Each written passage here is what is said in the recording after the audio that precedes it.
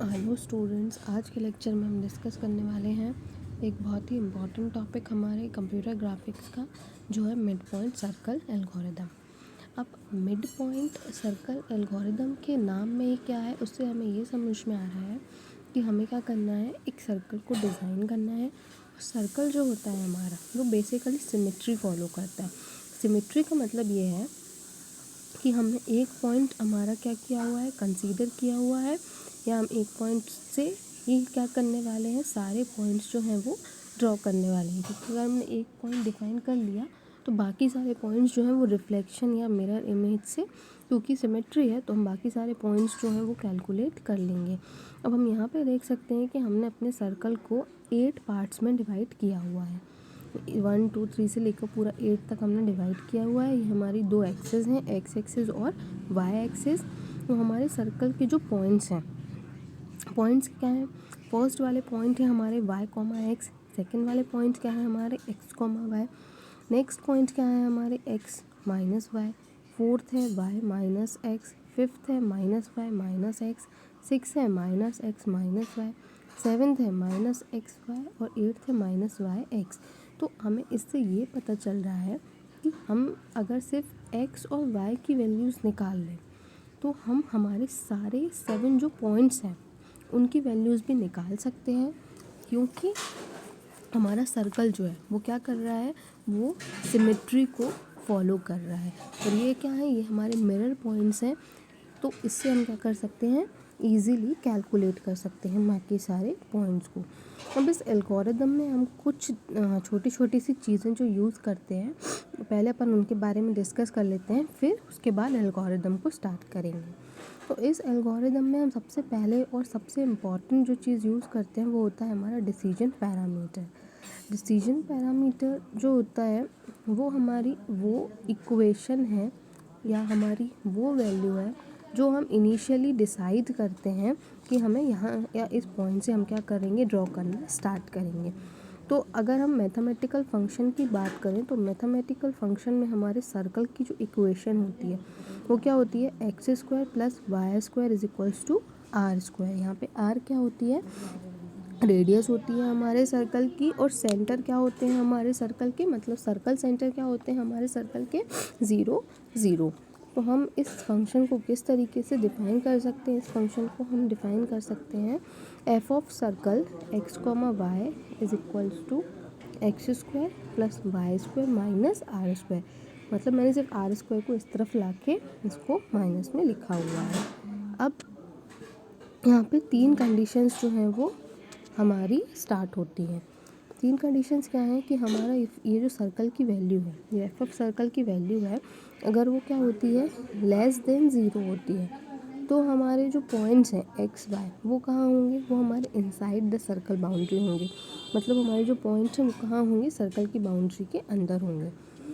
Second case क्या है हमारा, इफ़ हमारे सर्कल एफ ऑफ सर्कल की जो वैल्यू है वो ग्रेटर देन 0 है, तो क्या होगा, हमारे एक्स कोमा वाई जो हैं वो आउटसाइड द सर्कल बाउंड्री होंगे। मतलब हमारे पॉइंट्स जो हैं एक्स कोमा वाई वो हमारी सर्कल बाउंड्री के क्या होंगे, बाहर होंगे।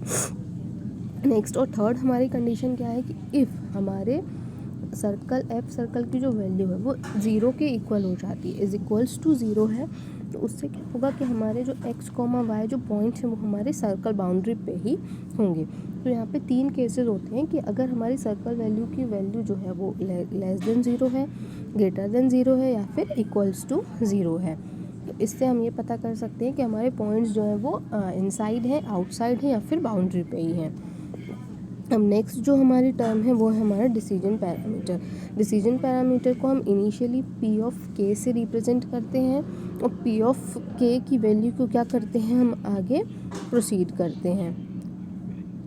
अब यहाँ पे कंक्लूजन क्या निकलता है, पी ऑफ के की वैल्यू हमने इनिशियली तो एक वैल्यू हमने क्या कर ली, कैलकुलेट कर ली, फिर हमें नेक्स्ट पी ऑफ के की वैल्यूज़ जो है वो कैसे कैलकुलेट करने हैं, और हमारे जो पॉइंट्स हैं वो किस तरीके से इंक्रीमेंट या डिक्रीमेंट होंगे वो हम देखते हैं। तो इफ़ अगर हमारे पी ऑफ के की वैल्यू जो है वो क्या होती है, लेस देन 0 होती है, मतलब हमारा फर्स्ट जो कैलकुलेटेड पी ऑफ के है अगर वो लेस देन 0 होता है, तो हमारे जो पॉइंट्स ड्रॉ होंगे सर्कल के वो क्या होंगे, वो हमारे पॉइंट्स होंगे एक्स के प्लस 1 और वाई के, मतलब एक्स में जो है एक्स की जो वैल्यू है उसमें हम प्लस 1 ऐड कर देंगे और वाई की जो वैल्यू है वो क्या रहेगी, वो एज इट इज़ वैल्यू रहेगी। सिमिलरली हम इस केस में जो हमारा नेक्स्ट पी ऑफ के प्लस 1 है वो कैसे कैलकुलेट करेंगे, वो हम कैलकुलेट करते हैं हमारा पी ऑफ के, मतलब जो प्रीवियस पी ऑफ के है जिसको हम लेके अभी चल रहे हैं, प्लस 2 ब्रैकेट में एक्स के प्लस 1 और फिर उसके बाहर प्लस 1, मतलब 2 इंटू एक्स की वैल्यू जो हमने अभी फाइंड आउट करी है वो, और फिर उसके बाद प्लस 1। तो ये होता है हमारा फर्स्ट वाला केस जब हमारा पी ऑफ के जो है वो क्या है, लेस देन 0 है। नेक्स्ट केस हमारा क्या होगा, इफ़ पी ऑफ की वैल्यू जो हमने इनिशियली अभी फर्स्ट कैलकुलेट की है, अगर वो क्या हो जाती है, ग्रेटर देन 0 हो जाती है, मतलब पी ऑफ के की वैल्यू क्या है, अगर ग्रेटर देन 0 है तो उस केस में हमारे मतलब जो पॉइंट्स हैं वो कैसे इंक्रीमेंट डिक्रीमेंट हो गए। उस केस में भी क्या होगा कि हमारा जो एक्स वाला पॉइंट है वो तो फिर भी इंक्रीमेंट होगा, मतलब एक्स वाला जो पॉइंट है वो कैसे इंक्रीमेंट होगा, एक्स के प्लस 1 से, मतलब प्लस 1 से इंक्रीमेंट होगा, और वाई वाला जो हमारा पॉइंट है वो हो जाएगा के माइनस 1, मतलब वाई वाले पॉइंट में से हम क्या कर देंगे, -1 कर देंगे। प्रीवियस केस में क्या हो रहा था, वाई की वैल्यू क्या रह रही थी, एज इट इज़ रह रही थी। इस केस में हम क्या कर रहे हैं, वाई की वैल्यू को क्या कर रहे हैं, -1 कर रहे हैं। तो फिर इस केस में जो नेक्स्ट पी के प्लस 1 कैलकुलेट होगा उसको हम कैसे कैलकुलेट करेंगे, उसको हम कैलकुलेट करेंगे पी ऑफ के, मतलब जो हमारा अभी जो प्रीवियस वाला है वो, प्लस 2 इंटू 2, मतलब ब्रैकेट में एक्स के प्लस 1 प्लस 1 -2 वाई के प्लस 1। वाई यहाँ पर होगा वाई के -1, मतलब ये गलत लिखा हुआ है यहाँ पर होगा वाई के -1। मतलब हम क्या करने वाले हैं, पी ऑफ के प्लस 2 इंटू में हम जो एक्स की वैल्यू हमने अभी कैलकुलेट करी वो, फिर प्लस 1 -2 इंटू जो हमने वाई की वैल्यू अभी कैलकुलेट करी वो। अब यहाँ पर इनिशियल डिसीजन पैरामीटर जो होता है वो होता है हमारा पी ऑफ 0, जो हमारी फर्स्ट वैल्यू हमने कैलकुलेट करी। पी ऑफ 0 हम कैसे कैलकुलेट करते हैं, P of 0 is equals to 1 minus R. यहाँ पर आर क्या होती है, आर हमारी सर्कल की रेडियस होती है जो कि हमें गिवन होती है एक इंटीजर नंबर में।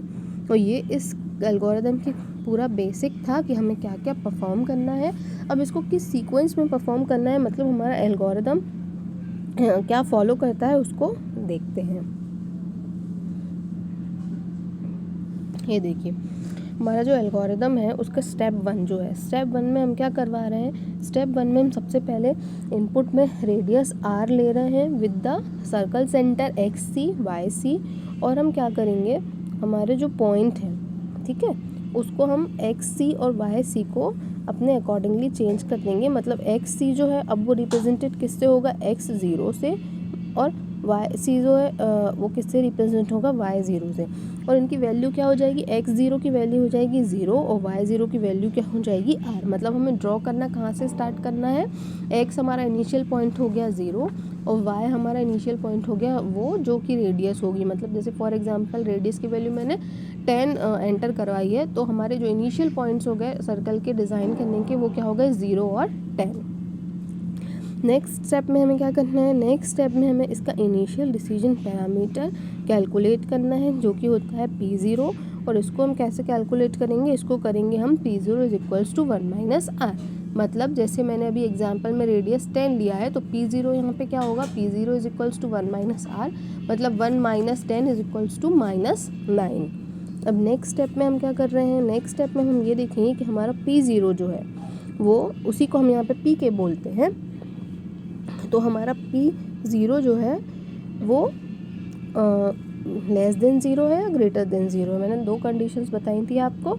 अगर इक्वल्स टू 0 आ जाता है तो हम किसी भी एक केस को लेके इसको आगे फर्दर प्रोसीड कर सकते हैं, लेकिन अभी हमें ये देखना है कि अगर लेस देन 0 है तो क्या होगा। अगर लेस देन 0 है तो हमारे पॉइंट्स जो हैं उनमें x वाली जो वैल्यू है वो +1 से इंक्रीमेंट हो जाएगी और y वाली जो वैल्यू है वो एज इट इज़ रहेगी। मतलब अभी हमने क्या किया कि अभी तो हमारा जो आ रहा है वो क्या आ रहा है, -9 आ रहा है। तो -9 वाला जो केस है मतलब क्या है कि हमारा P ऑफ के जो है वो क्या है, लेस देन 0 है। तो इस केस में हमारी x की वैल्यू क्या हो जाएगी, 1 से इंक्रीमेंट, मतलब 0 से क्या हो जाएगी, 1 हो जाएगी। और y की वैल्यू क्या रहेगी, अभी हमने कैलकुलेट करी है, y की वैल्यू क्या है हमारी 10 है, तो वो 10 ही रहेगी। अब इस केस में हमें नेक्स्ट P के +1 कैसे कैलकुलेट करना है, कैलकुलेट करेंगे हम उसी फॉर्मूले से जो मैं बता चुकी हूँ, पी के प्लस 2x प्लस 1 प्लस 1। और अगर हमारे पी ऑफ की वैल्यू ग्रेटर देन 0 होती है तो इस केस में हम नीचे वाले मतलब पॉइंट को फॉलो करेंगे कि हमारे सर्कल के जो पॉइंट हैं वो कैसे इंक्रीमेंट होंगे, जिसमें x की वैल्यू है जो है वो तो अभी भी k प्लस 1 से कैलकुलेट होगी और y की जो वैल्यू है वो हो जाएगी -1। मतलब इस केस में क्या हो जाएगा, हमारा 10 जो है वो क्या हो जाएगा -1 की मतलब हो जाएगा 9। और इस केस में हम नेक्स्ट पी के प्लस 1 कैसे कैलकुलेट करते हैं, उसका ये फॉर्मूला है कि पी के प्लस 2 एक्स के प्लस 1 -1 माइनस 2 वाई के -1 होगा यहाँ पे। इससे हमें क्या मिल जाएंगे, इससे हमें पॉइंट्स मिलते जाएंगे। और फिर ये हमें कब तक करना है, ये हमें डिटरमाइन करते हैं नेक्स्ट स्टेप में, क्या, symmetry points in the other quadrants. ठीक है, फिर हम क्या करेंगे नेक्स्ट स्टेप में, now move at each point by the given centre, that is x is equals to x plus x c and y is equals to y plus y सी।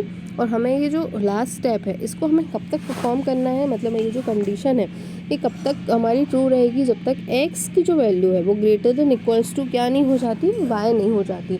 मतलब या तो x की वैल्यू y से ज़्यादा हो जाए, नहीं तो x और y की वैल्यूज़ क्या हो जाए, बराबर हो जाए। तब तक हमें इस एल्गोरिदम को क्या करना रहता है, रन करना रहता है। तो ये है हमारी mid point circle drawing algorithm. Thank you.